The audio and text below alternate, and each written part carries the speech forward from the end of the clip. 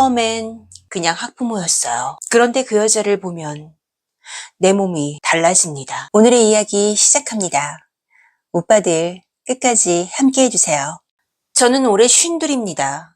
1년 전 회사에서 나와서 지금은 집에서 프리랜서 일을 하고 있고 서울 살다가 한적한 동네로 이사 왔어요. 아내는 자기 사업으로 바쁘고 딸아이는 이제 초등학교 2학년이라 솔직히 제 하루는 대부분 딸아이 일정에 맞춰 흘러갑니다. 그날도 학교에 데리러 갔는데 딸아이가 저를 보며 조르더군요. 정미랑 밥 같이 먹으러 가자고요. 약속했다고 말이죠. 그때 옆에 서 있던 여자가 다가와 인사하더군요. 안녕하세요. 정미 엄마예요. 딸 친구 엄마였습니다. 이 동네 엄마답지 않게 첫인상이 뭔가 세련됐고 막 꾸민 것도 아닌데 키도 크고 뭔가 달라 보였어요. 그녀도 애들이 같이 밥 먹자니까 난감했는지 저를 보면서 죄송해요. 애가 자꾸 그러네요. 애들이 먹자는데 아빠가 거절할 이유도 없었고요. 애들이 약속했다는데 그러지 마시고 같이 밥 먹으러 가시죠. 친구 엄마는 약간 망설이는 듯 하더니 따라왔습니다. 마침 근처에 새로 오픈한 맛집이 있어서 그리로 안내했죠. 애들은 떠들고 웃고 신난 가운데 어른들끼리는 어색하기도 했지만 여자분이 말이 참 잘 통하더군요. 알고 보니까 서울에 살다가 아이 정서 문제 때문에 잠시 이 동네 전원주택으로 내려왔다고 했습니다. 일은 쉬는 중이라고 했고요. 이야기를 나누다 보니까 사람이 괜찮은 거예요. 요리가 나오고 앞접시에 제가 음식을 덜어줬더니 그녀는 너무 자상하다고 말하더군요. 밥을 다 먹고 헤어지려는데 애들이 또 헤어지기 싫다면서 집에 가서 놀자고 하는 거예요. 딸 친구도 우리 집에 가고 싶어 하고요. 딸 친구 엄마는 저를 보면서 미안하다는 듯 멋쩍게 웃었어요. 전 뭐 이렇게 된 마냥에 애들이 논다고 하니까 아이들 좋다면 됐다고 생각했습니다. 식사한 곳에서 집도 가까웠고 말이죠. 애들은 집에 오자마자 방으로 뛰어들어갔고 저와 친구 엄마는 거실 테이블에 앉아서 커피를 한 잔 마셨습니다. 애들은 각자 놀아서 신경 쓸 일은 없었고 그녀와 아이들 이야기며 경제며 취미까지 다양한 이야기를 나누고 있었습니다. 그리고 그때였어요. 테이블이 좁다 보니 그녀가 긴 다리를 뻗다가 제 발 위에 발이 올라왔습니다. 그런데 그 순간 서로 놀랐는데 보통은 서로 바로 빼잖아요. 1초, 2초, 짧은 시간이었지만 서로 바로 빼지 않았던 거죠. 솔직히 별거 아닌 것 같았지만은 그날 이후로 마음이 싱숭생숭하더군요. 그리고 더 웃긴 건 말이에요. 그날 이후로 제가 그녀를 생각하면은 왜 이리 이상한 반응이 오는지 스스로도 설명이 안 되기 시작했어요. 며칠 뒤였습니다. 딸아이를 데리러 학교 앞에 서 있는데 딸 친구 엄마가 먼저 저를 보더니 반갑게 걸어오더군요. 안녕하세요, 은주 아버님. 네, 안녕하셨어요. 지난번에 신세를 많이 졌어요. 정미가 은주를 우리 집에 초대하고 싶다네요. 애들도 너무 좋아하고 언제가 편하실까요? 생각지도 못했는데 그녀가 초대를 하는 겁니다. 물론 애들 때문이었지만 왜인지 모르게 괜히 기분이 좋아지더군요. 초대를 받은 날이 됐습니다.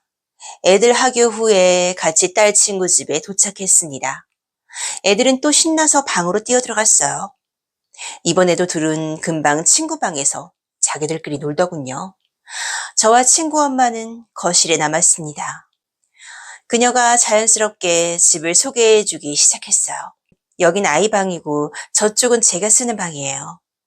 전원주택이라 그런지 방이 여러 개였고 하나하나 정돈이 잘 돼 있더군요. 그러다 마지막으로 침실 문을 열었는데 발판 모서리에 걸렸는지 그녀가 갑자기 앞으로 쏠리면서 비틀거리는 거였어요. 저는 반사적으로 손을 뻗어서 그녀를 붙잡았습니다. 가까이에서 마주친 얼굴, 자세히 보니까 이쁘더군요. 그리고 숨소리마저 느껴졌어요. 우리는 둘 다 말을 잃었습니다. 잠깐, 정말 몇 초였지만 또 짧은 정적이 이상하게 길게 느껴지더군요. 이런 게 두 번째였으니까 이건 우연이 아닌 것만 같았습니다. 그녀가 먼저 몸을 빼면서 부끄러운 듯 말하더군요. 어머나, 죄송해요. 아닙니다. 괜히 서로 눈을 피해서 거실로 돌아왔고 커피를 마시면서 아무렇지 않은 듯 이야기했죠. 취미 얘기가 나오다가 그녀가 말하더군요. 저는 요즘 둘레길 걷는 거 자주 해요.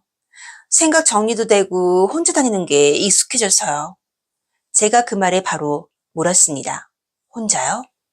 네, 다들 바쁘니까요. 친구들도 다 시간 맞추기가 어렵잖아요. 그 말을 듣는데 왜인지 모르게 말이 튀어나오더군요. 그러지 마시고 시간 되면 같이 걷죠. 저도 혼자 걷습니다. 그녀는 순간 눈이 반짝였습니다.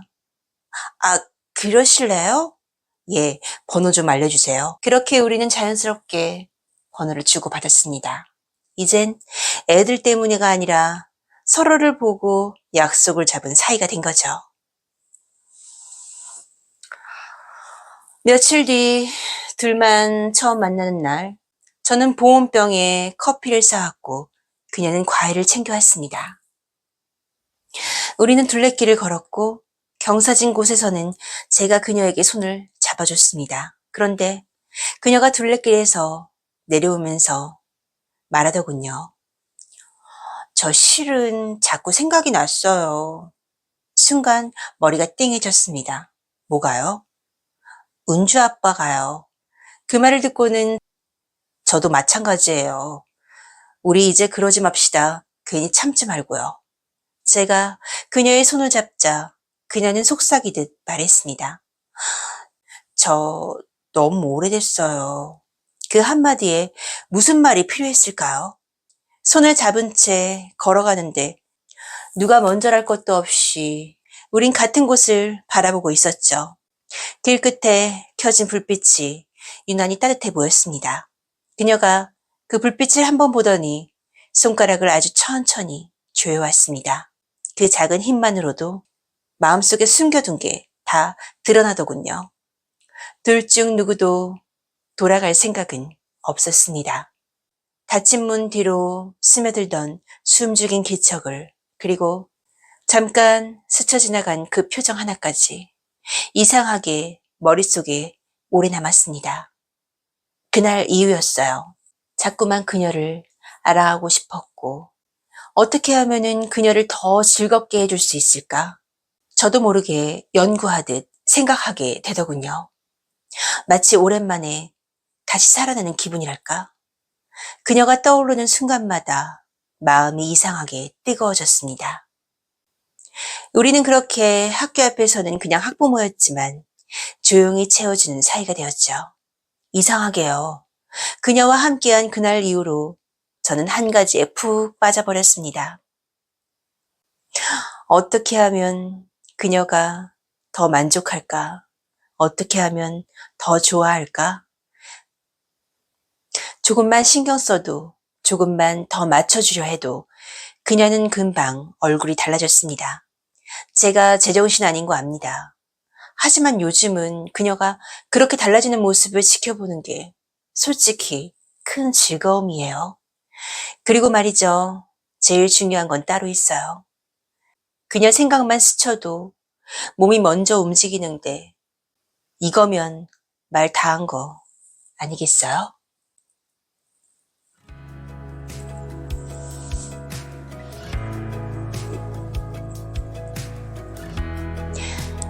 오빠들, 오늘의 사연은 어떠셨어요?